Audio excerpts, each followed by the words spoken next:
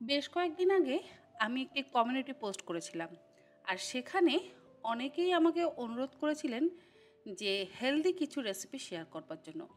গতকালও আপনাদের সাথে হেলদি একটি ক্র্যাকার্সের রেসিপি শেয়ার করেছি, আর তার আগের দিনও মাইক্রোওভেনে কিভাবে হেলদি রেসিপি বানানো যায় সেটাও দেখিয়েছি। আজকে আবার একদম সহজ সরল পদ্ধতিতে আমাদের বাঙালিদের ভারী পছন্দের একটি হেলদি রেসিপি শেয়ার করছি।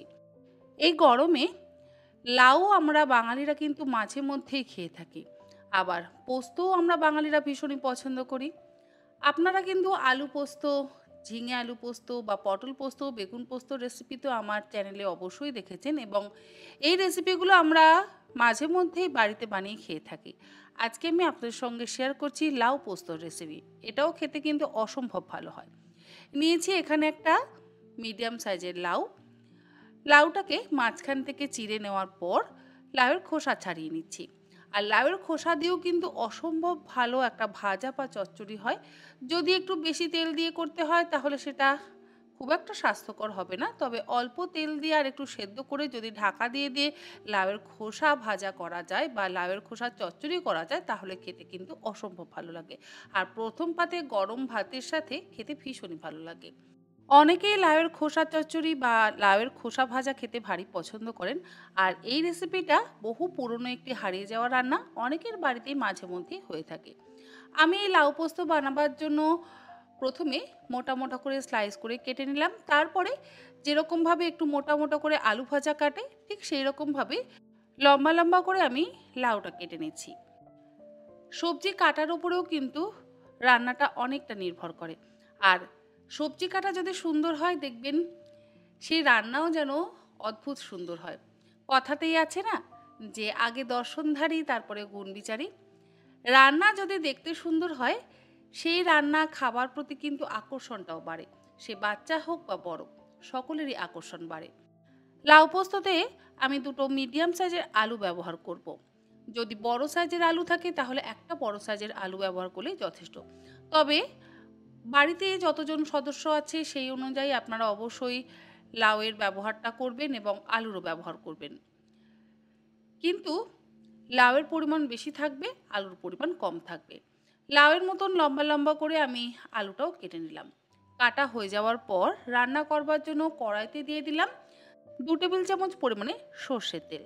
গ্যাসের ফ্লেমটাকে হাইতে করে দিয়ে তেলটাকে খুব ভালো করে গরম করে নেব। আর যে কোনো বাঙালি রান্নায় সর্ষের তেল ব্যবহার করলে তার স্বাদ কিন্তু বেশি বৃদ্ধি পায়। তেল গরম হয়ে যাওয়ার পর এর মধ্যে দিয়ে দিলাম 1/4 চা চামচ পরিমাণে কালো জিরে, আর তার সাথে দিয়ে দিচ্ছি 4টে চেরা কাঁচা লঙ্কা।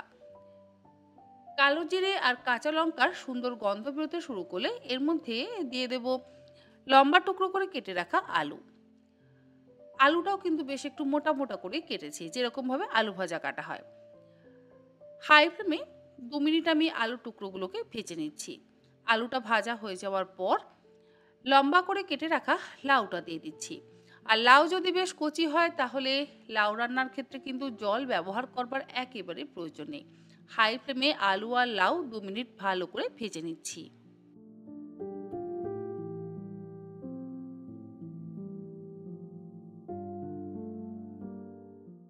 আলু আর লাউ 2 মিনিট ভালো করে ভাজা হয়ে গেলে এর মধ্যে দিয়ে দিলাম স্বাদ অনুসারে লবণ।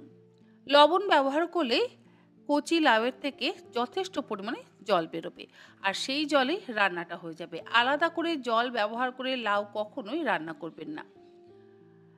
লবণ দেওয়ার সাথে সাথেই দেখবেন ধীরে ধীরে কিন্তু জল বেরোতে শুরু করে দিয়েছে।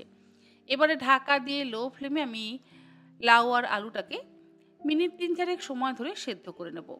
4 মিনিট পর ঢাকাটাকে খুলে নিলাম। দেখুন লাউয়ের থেকে কতটা পরিমাণে জল বেরিয়েছে। এবারে আবারও ঢাকা দিয়ে লো ফ্লেমে কিছুক্ষণ লাউ আর আলুটাকে সেদ্ধ করে নেব। অপরদিকে পোস্ত আমাদের বাটতে হবে। পোস্তটা আজকে আমি মিক্সিতে বাটছি। আপনারা চাইলে শিলেও পোস্ত বাটতে পারেন। 3 টেবিল চামচ পরিমাণে পোস্ত আমি মিক্সিং জারের মধ্যে নিয়ে নিলাম। এরপরে জল, লবণ, কাঁচা লঙ্কা ছাড়া শুধু পোস্তটা আমি ড্রাই গ্রাইন্ড করে নেব। পোস্ত মিনিট 2 ড্রাই গ্রাইন্ড করে নেওয়া হয়ে যাওয়ার পর এর মধ্যে দিয়ে দিচ্ছি 1/3 কাপ পরিমাণে জল, আর দেব দুটো কাঁচা লঙ্কা। তারপর একসাথে মসৃণ করে বেটে নেব। তবে খুব বেশি মিহি করে বাটছি না, একটু যদি দানা দানা থাকে তাহলে ভালো লাগবে। পোস্তটা বাটা হয়ে যাওয়ার পর দেখুন লাউ আর আলুটাও আমাদের মোটামুটি সেদ্ধ হয়ে গেছে আর যথেষ্ট পরিমাণে জল বেরিয়েছে। এবারে বেটে নেওয়া পোস্তটা আমি দিয়ে দিলাম লাউ আর আলুর মধ্যে। তারপরে গ্যাসের ফ্লেমটাকে হাইতে করে দিয়ে খুব ভালো করে মিশিয়ে নেব। রান্না অলমোস্ট ডান। খুব বেশি সময় লাগে না কিন্তু এই লাউ পোস্ত বানাতে, তবে খেতে অসম্ভব ভালো লাগে। রান্নার শেষে দিয়ে দিচ্ছি আমি এর মধ্যে কাঁচা সর্ষের তেল, ওই 1 থেকে 1.5 টেবিল চামচ পরিমাণে। খুব বেশি তেল ব্যবহার করবার প্রয়োজন নেই। আর দেবো সামান্য পরিমাণে একটু লবণ। পোস্ত বাটার সময় আমি আজকে আর লবণ ব্যবহার করিনি, যেহেতু লাউ সেদ্ধ হওয়ার সময় আমরা লবণ ব্যবহার করেছিলাম, তাই আলাদা করে আর কোনো লবণের ব্যবহার করিনি। কাঁচা সর্ষের তেল দিয়ে গ্যাসের ফ্লেমটাকে বন্ধ করে দিয়ে ভালো করে মিশিয়ে নিয়ে ঢাকা দিয়ে মিনিট 5 স্ট্যান্ডিং টাইমে রাখলেই তৈরি হয়ে যাবে দারুণ সুস্বাদু লাউ পোস্ত। গরম ভাতের সাথে প্রথম পাতে এইভাবে লাউ পোস্ত বানিয়ে খান, দেখবেন অসাধারণ লাগবে। তন্হির পাকশালার এই রেসিপিটা আশা করি আপনাদের সকলের ভালো লাগলো। ভালো লাগলে কমেন্ট বক্সে কমেন্ট করে জানাতে কিন্তু একেবারে ভুলবেন না। আর রেসিপিটা শেয়ার করবার জন্য অনুরোধ রইল।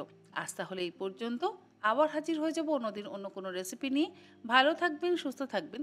ধন্যবাদ।